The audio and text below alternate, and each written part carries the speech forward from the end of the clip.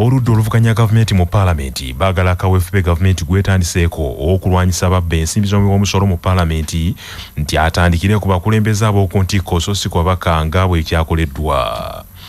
Ku ntandikwa ya sabbiiti eno ekitongole kya poliisi ekinoonyereza ku buzzi bw'emisango kirina ababaka 3 be kyagombyemu obwala ku bigambibwa nti beenyigira mu buli bw'enguzi.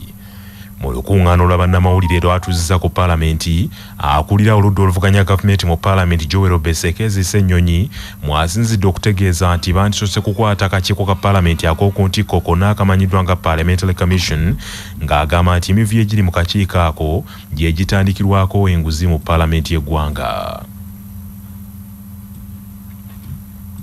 Abamu tugenda kukyamuukirira kakati kubanga twabiraba ne mabaati bakwatayo abamu abanene bo ne babaleka so kati fe abamu tetunnasanyuka kiri awo twagala okunoonyereza kuno kwongere okugaziwa.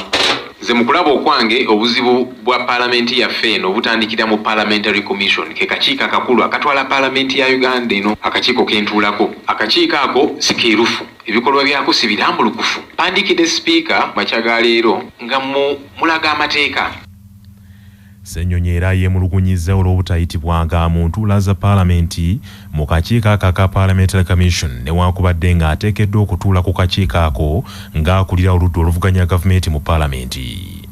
Ssenyonyi agambye nti ebintu bingi ebiyisibwa mu paalamenti nga kigambibwa nti byayita mu kakiiko ako ka Parliamentary Commission kyokka nga ye tabimanyiiko. Nze nga leader of opposition ndi member wa Parliamentary Commission okuva mu January yonafuuka leader of opposition naye siitibwangako mu meeting yadde n'emu ya Parliamentary Commission ate nga mpulira nti batuula mu nkukutu mu office ya speaker ayita ba backbench commissioners abo naga nti kati eno ku Parliamentary Commission ne basalawo bye basazeewo ku ssente empitirivu. Nze ndi full member wa commission naye siitibwa mu meeting ezo kubanga oba olayawo batya ndijja kubuuza ebibuuzo ebikamu. Munnange ndoza waliwo ensonga lwaki nze gwe bataagala ntuule mu meetings ezo kuba mbuuza ebibuuzo bingi.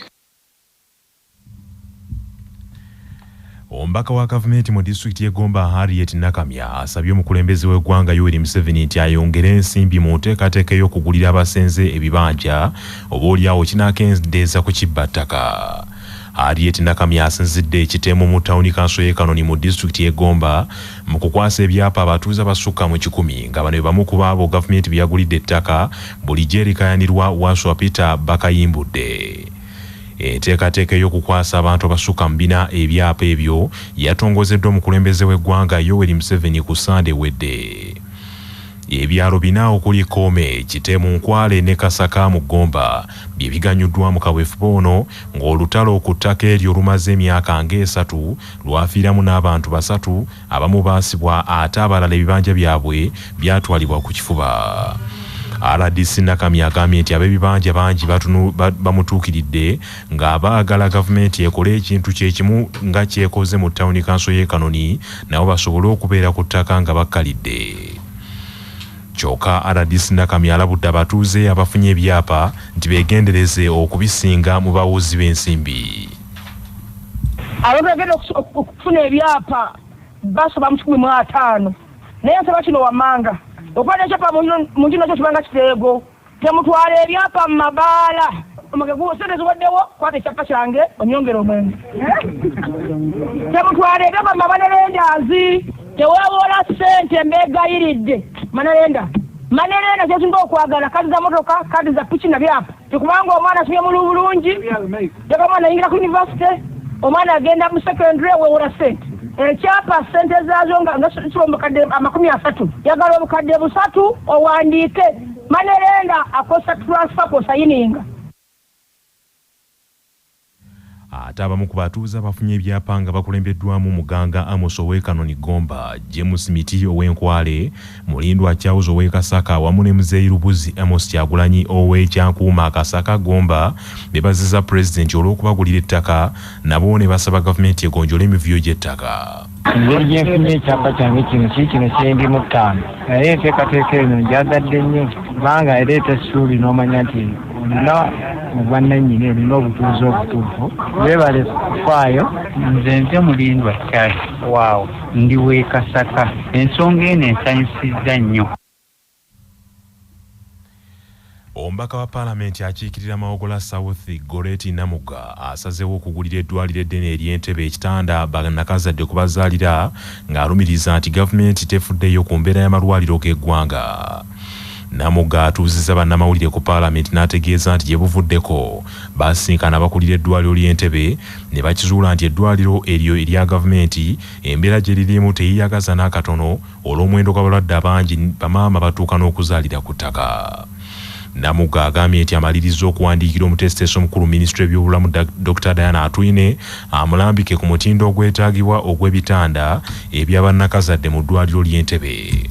Kaakati ng'omubaka wa Paalamenti era ng'omukyalo omuzadde awo we nasinzidde ne mpandiikira Permanent Secretary owa Ministry ya Health Diana Atwine omukugu mu byobulamu asobole okumpa ebisaanyizo ekitanda abakazi kwe bazaalira ekiri ku mutindo ogw'ensi yonna kiina kufaanana kitya. Ekitanda ekyo ngenda kigula naye nkimanyi ng'ebbaluwa bwesoma nti namuwadde ekiseera ekitali mu nnaku nga 3-4 abeere nga bino abimpadde nsobole okunoonya ekitanda ekyo gye kiri nkigulira Entebbe Referral Hospital.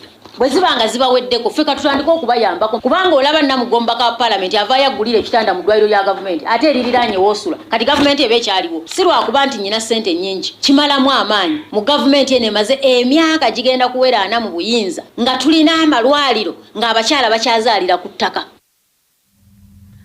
Namugeera akobodde bannayuganda okulambulanga amalwaliro gaabwe gye bava balabe embeera gye galimu era nti bayige n'okwekolamu omulimu okudduukiriranga amalwaliro ago mu kifo ky'okwesuulirayo gwa Naggamba. Ebweru w'eggwanga gavumenti ya Malawi erangiridde olwaliro nti abadde omumyuka wa mukulembeze w'eggwanga eryo Dr. Saulos Chilima kaakano omugenzi agenda kuziikibwa mu bitiibwa by'eggwanga. Dr. Saulos Chilima yafiiridde mu kabenje k'ennyonyi akaagudde mu kitundu nga boolekera ekitundu eky'emuzuzu bwe yabadde agenda okukiikirira gavumenti mu kuziika. Olunaku lw'eggulo pulezidenti wa Malawi Dr. Lazarus Chakwera yasoose okulangirira ennaku 21 okukungubagira Dr. Saulos Chilima olw'oluvannyuma lw'okukikakasa nti yafiiridde mu kabenje k'ennyonyi n'abantu abalala 9 ababadde mu nnyonyi eno. Kirangiriddwa nti bendera zonna eziri mu ggwanga eryo eza Malawi zigenda kwewubira mu makati g'emirongooti mu kiseera kino eky'ennaku 21 eky'okukungubaga.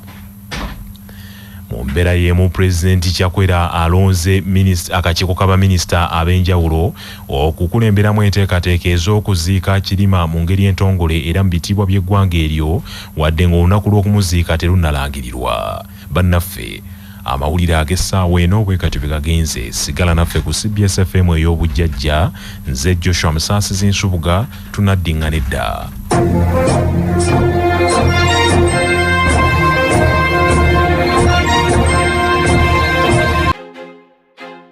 I feel like I'm losing my mind. Is everybody in the world blind? Please, Lord, give me a sign, a sign.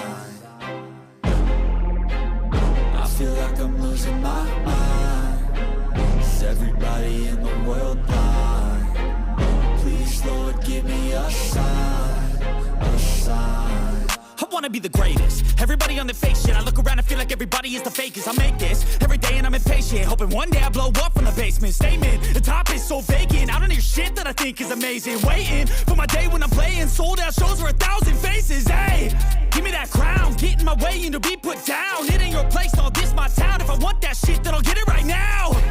I'm losing it, the noose it fits. Some losing shit, a stupid myth. You choose to live or choose to dip. You choose to fight or lose your grip and lose a gift. Oh, I feel like I'm losing my mind.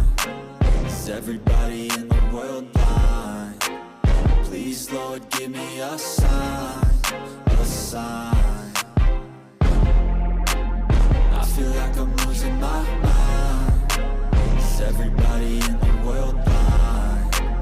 Please, Lord, give me a sign, a sign. yeah. there's no mercy in this world, just hunger-thirsty persons in different versions. Each new update, that shit worsens. Why? Pull back the curtain and you'll see the different vermin. We all have different burdens that all seem to cause disturbance. Yo, so do me a favor, don't treat me like a neighbor. Don't need the different flavors of your problems just to savor. I've got my own issues, I need a comb to get through. Don't need to groan with you, just go get your own tissue. I feel like I'm losing my mind. Is everybody in the world blind? Please, Lord, give me a sign, a sign. I feel like I'm losing my mind. Is everybody in the world blind? Please, Lord, give me a sign, a sign. That's it, the end of the song. Next time you'll sing along. Trust me, there's nothing wrong. I just need to carry on, cause society's a myth put there to make you sit. Listen to what they give. Don't ask questions, shut your lid. Yeah, don't ask questions, shut your lid. I need to run away from this and go get off